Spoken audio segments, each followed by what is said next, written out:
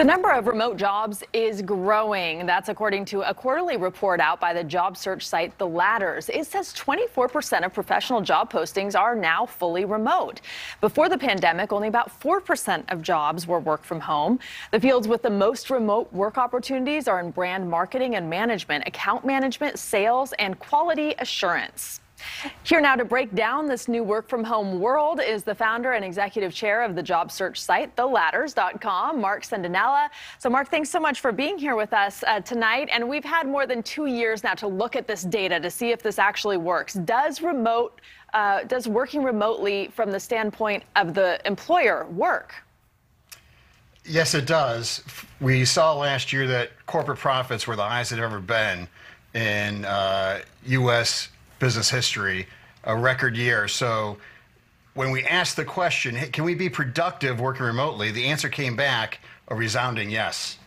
So did the employers save on overhead and the morale of the workers, or do they lose communication and productivity? Because isn't that something that employers have been complaining about?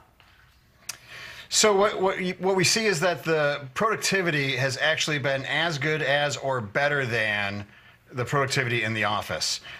The need for FaceTime, the need for meetings, going to meetings that you didn't really need to be at, were all part of the culture of in-office physical presence of work.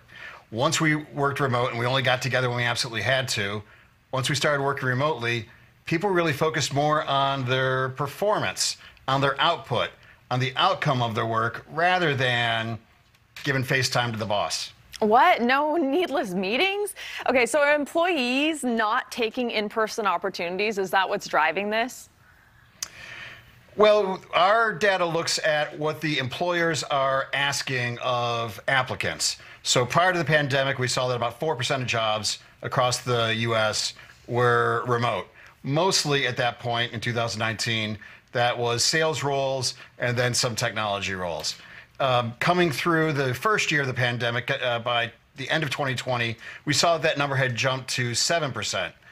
At that point, it kind of felt like, well, this is an aberration, and we'll really be going back to in-person soon. By the middle of last summer, we saw that that 7% number had reached 13, 14%, and it began to feel like employers were really looking at doing this for the long haul. So in this Q1 2022 report, we found that the total number of jobs that companies were hiring for remotely went from 18% to 24% of all jobs. That means that 24% of jobs now are permanently remote, and that was a big change. And so what is driving, do you have any data about what's driving the actual employers since things are getting back to normal, the restrictions are being lifted, a lot of companies are telling workers to come back to the office? Some companies are telling workers to come back to the office, but the data that we saw when we looked at it, where it was, it's really not the case across the entire economy that all jobs are going to be going back to the office, and then employers are moving more and more jobs remote. When they found that, hey, we can be just as productive or more productive, we can be the most profitable that we've ever been, and when we survey our employees, they tell us that they want to work remote, that they enjoy the flexibility of being able to work remote, and that they're happier remote, then it really became a bit of a no-brainer for employers to say, let's move more of our jobs that can be remote to remote work. So as you mentioned in the opening, the jobs that have gone remote include things like brand management, account management, DevOps, which is the field of computers that deals with kind of cloud computing. But on the other side, the jobs that have not gone remote, according to our data, are architecture and interior design, medicine, plant and facilities management. Kind of those jobs that are obviously you have to be in person to do. And we've been reporting on the Great Regret, right, which is the follow-up on the Great Resignation. All these people who quit their jobs during the Great Resignation, the pandemic, and now a lot of them are having regret. They're even more unhappy than before. Does that align with what you're seeing or not so much? Well, this particular study, we didn't look at consumer attitudes or regrets. But look, a quarter to a third of the time, when people change for greener pastures, just in general, it turns out not to be greener. And that's not a factor from the pandemic or from work from home. That's just a factor of the human condition. That's why it's a proverb.